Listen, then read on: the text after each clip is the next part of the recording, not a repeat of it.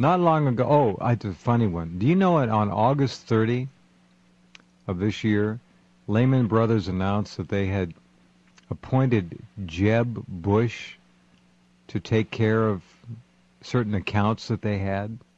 Oh, well, that explains it. Well, couldn't possibly be any linkage there. Everybody forgets that the Bushes were intimately involved in the savings and loan debacle.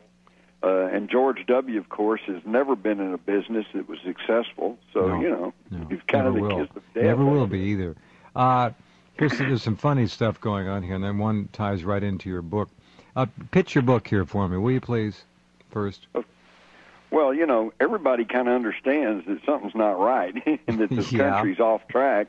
The problem is nobody quite knows who to point the finger to. The conservatives blame the liberals, and the liberals blame the conservatives, and Democrats that blame the Republicans, and vice versa. Musical labels. Yes.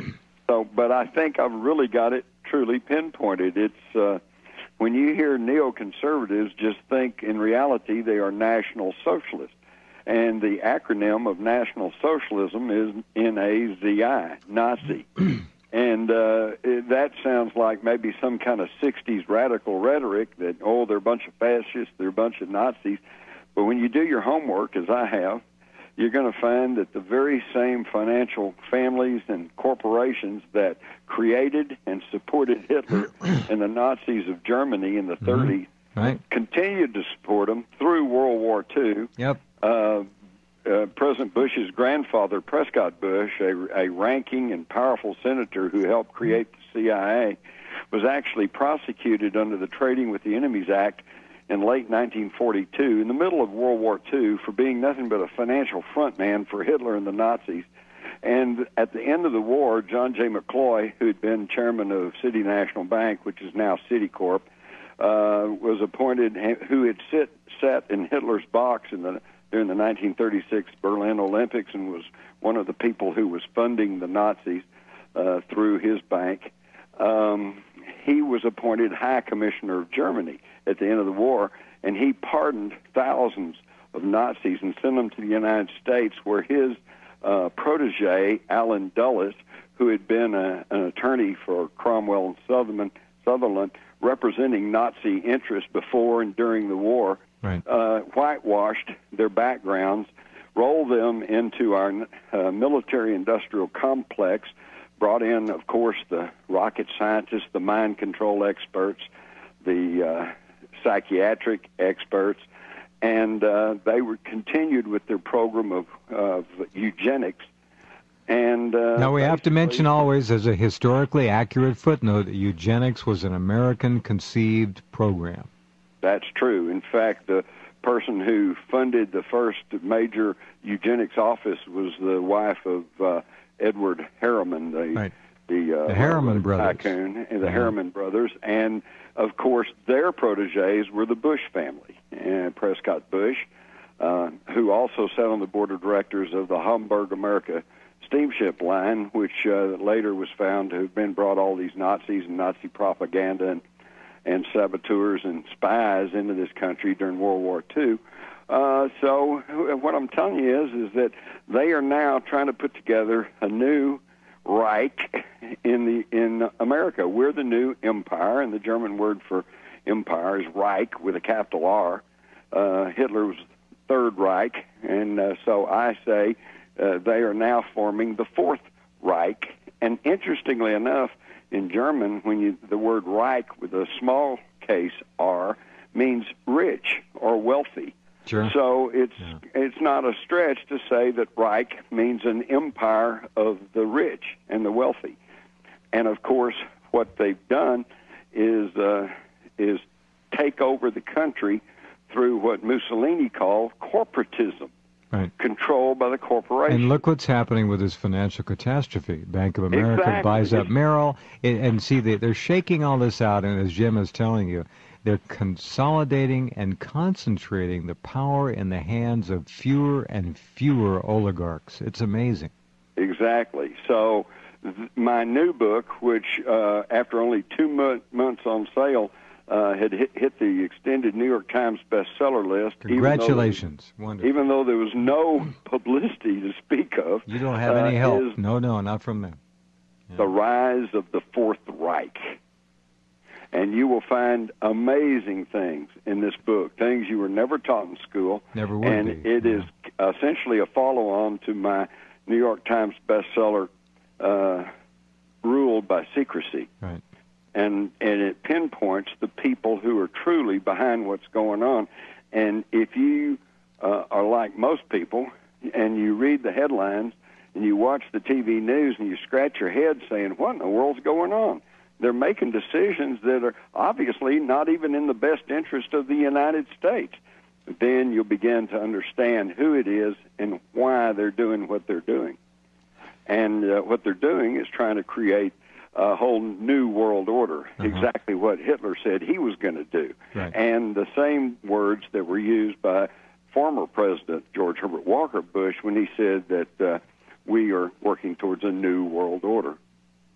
And it's the empire of the rich. It would be a mistake to assume that because of the financial crisis now that is unfolding, that the New World Order, the Fourth Reich, is in trouble. I would say, au contraire, that this is very likely in their plan to consolidate and control. They're shaking it down, folks. Exactly, and they've perfected this for more than a century. Yeah. Starting in the late 1800s, they found that they could balloon the stock market by, speculation and by booms and busts, and that led to cries for reform, and we got the Federal Reserve System, which was nothing more or less than a central bank, something that the American public had fought against since the founding of the Republic. And but, of course, you couldn't call it a central bank up until maybe 10 years ago or so. And all of a sudden, on the TV and the radio, all of a sudden they just said the central bank today. And so we got one, and we never even got a chance to vote on it. It was slipped in through deceit, chicanery, and then they began to balloon the stock market again, which, of course, collapsed in 1929. And now we see the same ballooning and the same bursting going on today. It's all very controlled. And I can't tell you, I think in the 15 years I've been doing this program, and I'm not exaggerating, I have had emails over the years about books, but never more than I have received about Jim Marr's new book. People are raving about it. And these are some of my long-time listeners. So keep that in mind. The title once again, and where to get it, James? Well, you can get it off my website, jimmars.com. You can get it from Amazon, or you can get it in any bookstore. Very good. Congratulations on the extended You may have New to York ask Times. for it. I don't think very many of them are going to put it in the front window. They may not, but it's there. Be right back. Again, I would invite all of you to go to Rense.com and look for the featured story about the financial collapse in the United States, and keep in mind this. In every crisis like this, whatever it's about, there are always the wise ones, the most powerful ones, who are feeding off of the death and the destruction and the catastrophe that appears to be enveloping everyone. It's not. And the controllers will only have probably multiplied their power and control by, double or triple? Who knows? It's going to be a geometric increase. You can count on that. That's just the way it works. Now, the stories that keep coming out are amazing. I mean, and I go to the UK for a lot of news about America because they're not in and under the thumb of the controlled mainstream media. But bank customers are being urged not to panic over there and over here. And yet there is every reason to suspect that you better get your money out. But don't be surprised if they have a banker's holiday and they close the banks. So we've talked to you for years about putting, at least in my opinion, 25% in gold or silver, some precious metal, and keep it. Hang on to it. But I guess we should tell them this, Jim, though. No, the United States of America is not going to completely fall apart and cease to exist. No, we're not all going to be in bread lines. No, we won't be able to say that, well, we're a banana republic now. We're going to still be a first world country. They're just reorganizing and reconfiguring the shakedown. Believe me. So you're going to be able to buy gas. And putting it into fewer and fewer hands, so that's really exactly. It's concentrating the power. Yeah. Yep. Yeah. So in watch fact, for. If you've got stocks, bonds, you got some money right now, you'll probably be fine. If you have no money right now, you're probably going to have less money. And if you're in the middle class, then it could go either way.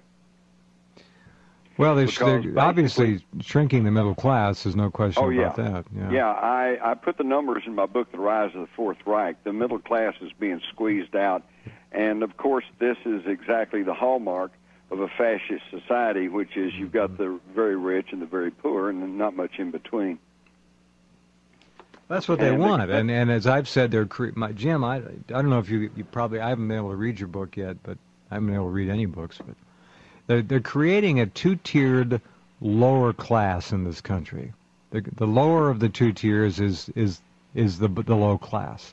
But then the upper tier of the lower class is what used to be the middle class, or most of it. And what's left to interface between the landed gentry and the two lower classes is a thin middle class. It's an interface, so they don't have to get their hands dirty. Right. A managerial class. That's what it is.